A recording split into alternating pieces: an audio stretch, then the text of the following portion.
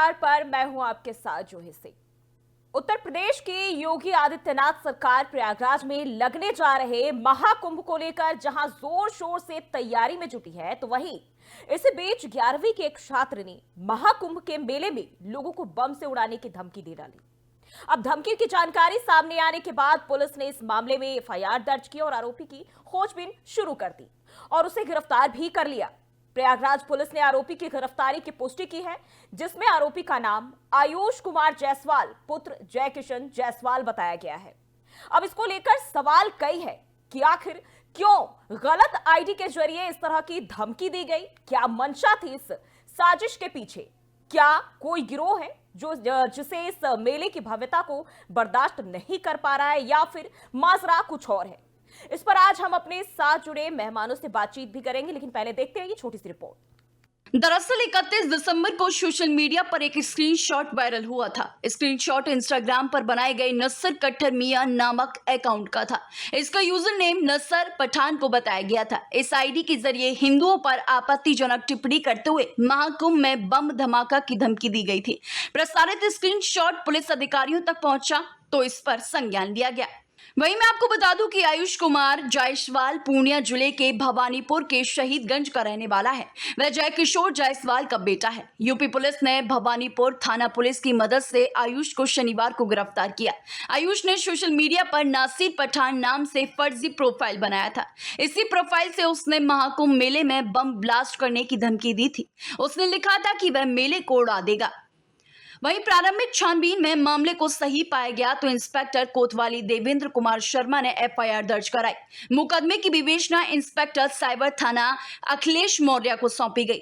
IP address समेत अन्य तकनीकी तरीकों से जांच के बाद धमकी देने वाले को ट्रेस किया गया तो पता चला कि वह बिहार के पूर्णिया का निवासी है।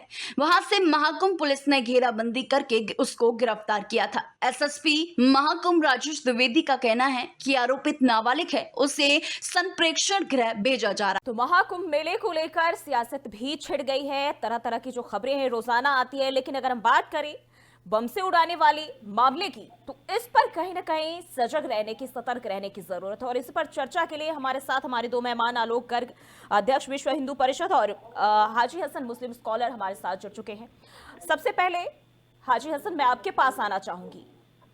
पहले नाम आ रहा था जो वो, और अब जो खुलासे किए गए हैं वो काफी फर्क है। आप क्या कहते हैं? देखिए, कुछ लोग हैं जिनको हमारे यहाँ अमन और चैन जो है पसंद नहीं आता जी।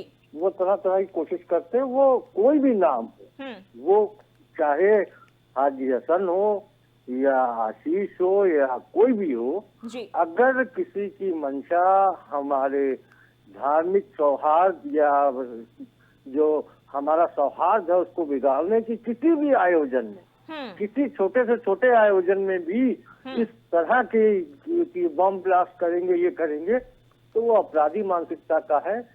वो कहीं न कहीं से ऐसी भावना से प्रेरित है या किसी विदेशी ताकतों से किसी के हाथों का खिलौना बना हुआ है।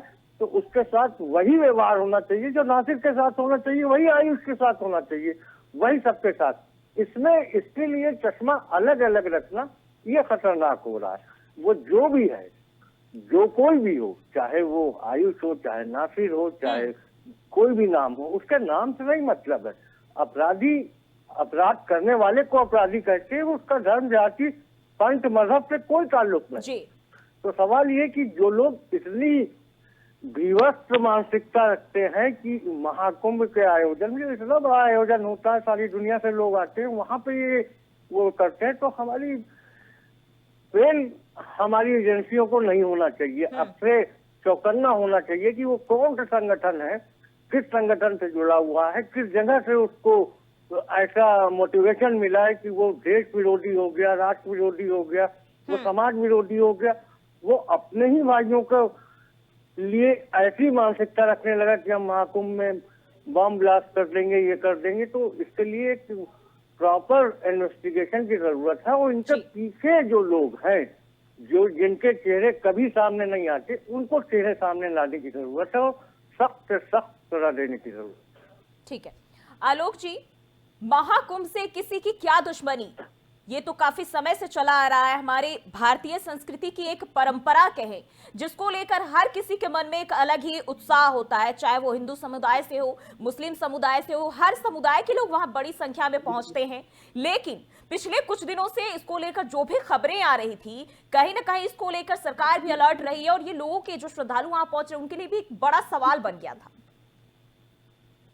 निश्चित रूप से ये हमारी हिंदू आस्था का एक बहुत बड़ा पर्व है और खास तौर से ये जो महाकुंभ है, ये महाकुंभ वो है जो 144 साल बाद आता है। इसके लिए पूरे विश्व से यहाँ पर श्रद्धालु और ये लोग आ रहे हैं यहाँ पर।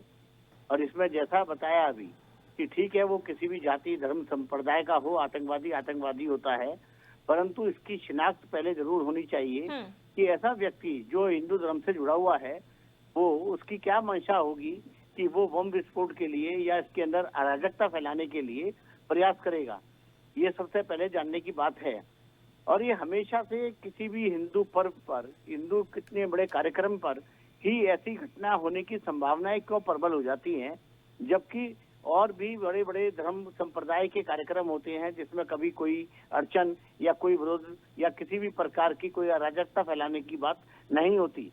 इस पर भी ये हमें बहुत ध्यान देने की आवश्यकता है। वैसे जिस प्रकार से पकड़ा गया है ये बात भी खुल जाएगी कि इसका किस संगठन से, आतंकवादी संगठन से इसका संबंध है। यहाँ सबसे बड़ा सवाल ये है, जिस हिंदुत्व की बात की जाती है, जिसके नाम का डंका बजाते हैं, चाहे वो सरकार हो या फिर अन्य हिंदू संगठन हो, लेकिन यहाँ जो मामला सामने आया इसमें हिंदू ही हिंदुत्व का दुश्मन बना। आपको बता दें कि 11वीं का छात्र बताया जा रहा है आरोपी, जिसने गलत आईडी का इस्तेमाल करके महाकुंभ मेले में पहुंचने वाले श्रद्धालुओं के मन में एक अलग ही भय पैदा कर दिया, बम से उड़ाने की धमकी दे दी। और अब इसके बाद से कई सारे सवाल इस पर उठाए जा रहे हैं। जिस महाकुंभ को भव्य, दिव्य और अनुपम बनाने की कोशिश सरकार के साथ साथ आम लोग कर रहे हैं, उससे किसी की क्या दुश्मनी।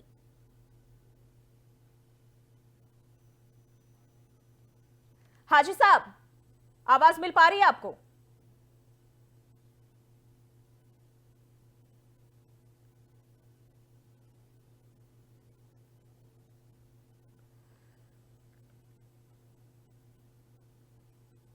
ठीक है, कुछ टेक्निकल इशू है और आलोक साहब की ओर रुख करते हैं। आलोक जी, आवाज मिल पा रही है आपको?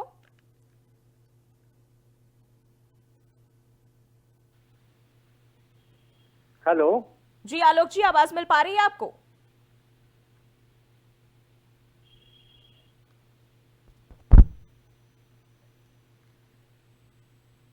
आलोक जी, आवाज मिल पा रही है आपको?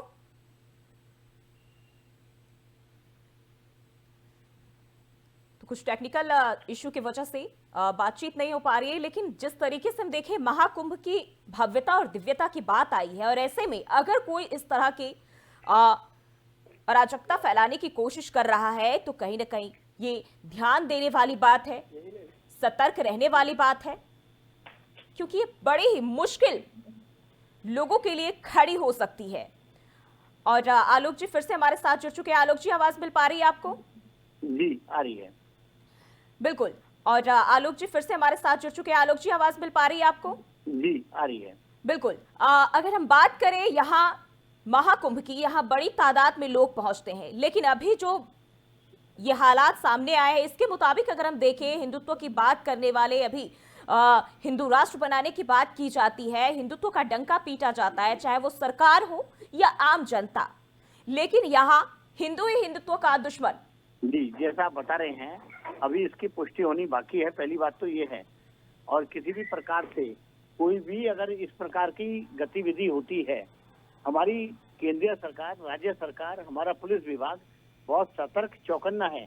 बहुत बहुत शुक्रिया फिलहाल के लिए आपका हमारे साथ जुड़ने के लिए। और देखें तो जिस तरीके से महाकुंभ की तैयारियां हो रही थी और लगातार कई सारे लोगों ने इसको लेकर धमकियां दी, और उसके बाद से पुलिस प्रशासन पूरी तरह से अलर्ट है, जहां इसको लेकर तमाम तरह के जो चर्चाएं शुरू हुई, सरकार, प्रशासन, हर कोई इस पर पूरी तरह से सजग रहे और हर वो कोशिश की गई जिससे कि श्रद्धालु को यहां पहुंचने में कोई दिक्कत ना हो। तो उत्तर प्रदेश के प्रयागराज में आयोजित हो रहे महाकुंभ मेले को लेकर आए दिन धमकी भरे खत या फिर संदेश पुलिस और खुफिया एजेंसियों को मिल रहे हैं, लेकिन जिस तरह से सरकार सुरक्षा और सुविधा की बात करती है, क्या वाकई में ये तमाम लोग इसे शांतिपूर्ण तरीके से आयोजित होने देंगे? अगर कोई हादसा होता है तो इसका जिम्मेदार कौन होगा?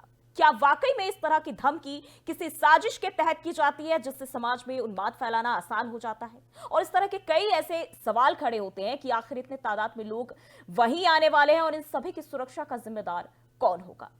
और फिलहाल के लिए मेरे साथ इस खास कार्यक्रम में बस इतना ही। बने रहिए एबी स्टार के साथ।